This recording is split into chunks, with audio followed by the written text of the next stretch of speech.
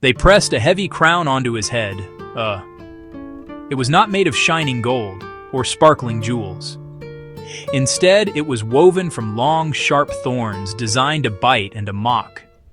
The soldiers laughed as they bowed low before him, their voices dripping with sarcasm as they hailed him as a king. Then they turned him toward a hill just outside the city walls.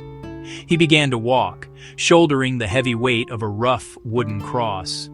Close on the cross on his shoulder, a crowd followed, faces mixed. Some wept openly, their hearts breaking. Some shouted and argued. Some just watched, silent and indifferent. This is the story of the final hours in the life of Jesus. It unfolds quickly, yet its impact has lingered for centuries. Deep human pain, even deeper divine quiet, told and retold across the globe, still it stirs the heart. The narrative, betrayal, injustice, immense suffering, from a shared meal among friends to a public execution. Why did this have to happen? Not just history, human drama of the highest order. Friends who promise loyalty, friends who flee in fear. The night before the chaos began, there was a moment of profound peace. Jesus gathered his closest friends in a quiet upper room to share a final meal. He took simple, ordinary bread. He broke the bread. He gave it to them. He told them that this was his body, given for them. He took a cup of wine. He shared the cup, explaining it was his blood, sealing a new promise. He asked them to continue this simple act, to eat bread, to drink wine, and in doing so, to remember him. It was a gentle command, an invitation to keep his memory and his love alive at their tables long after he was gone. After the meal, he did something that stunned his followers. He knelt before each of them. One by one, he washed their feet. This was a task typically reserved for the lowest of servants. Yet he did it willingly and with great tenderness. He was their teacher, their leader. But in this moment, he showed them that true greatness is found in humble service. He was teaching a final, crucial lesson, not with words, with a basin of water and a towel. He showed that love is not about being first or being in charge. It is about caring for the needs of others. In the deep hours of the night, they led Jesus to the house of the high priest. The religious leaders of the city had gathered for an impromptu trial, determined to find a reason to condemn him. They brought in false witnesses, people willing to lie and twist his words, but their stories did not match up. The accusations were inconsistent and fell apart under scrutiny. Frustrated, the high priest finally stood and asked Jesus directly if he was the Messiah, the Son of God. Jesus answered calmly and truthfully, and for this, they accused him of blasphemy. They decided he was guilty of a crime they believed was punishable by death.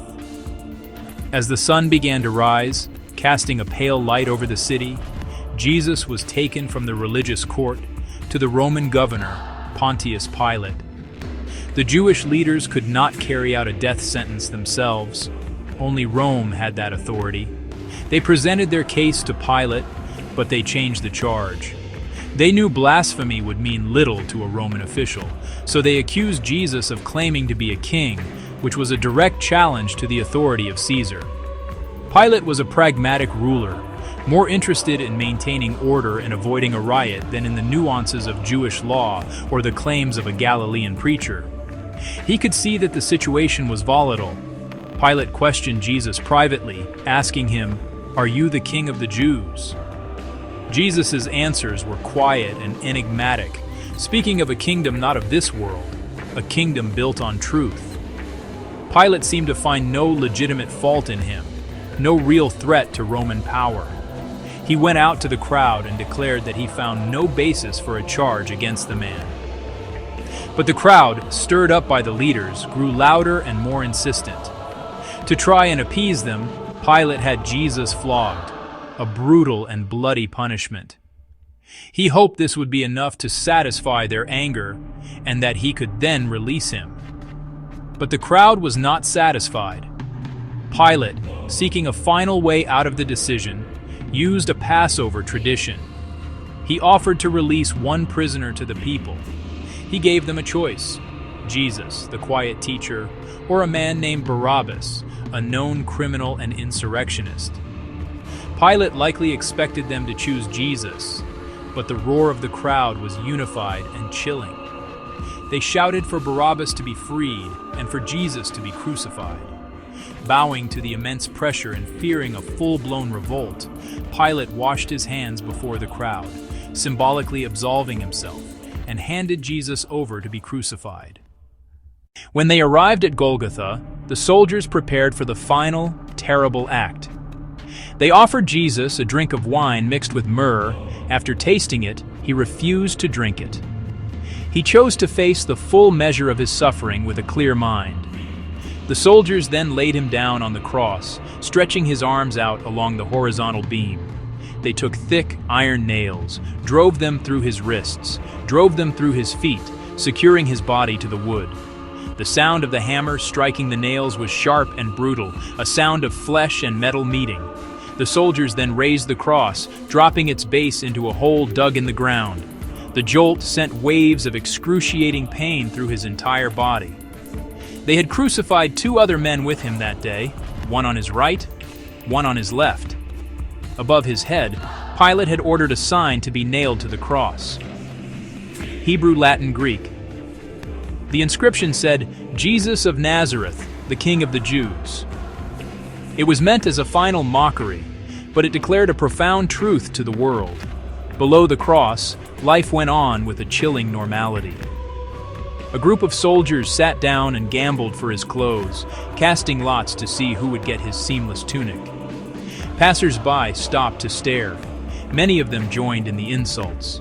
They shook their heads and taunted him, telling him to save himself if he was truly the Son of God.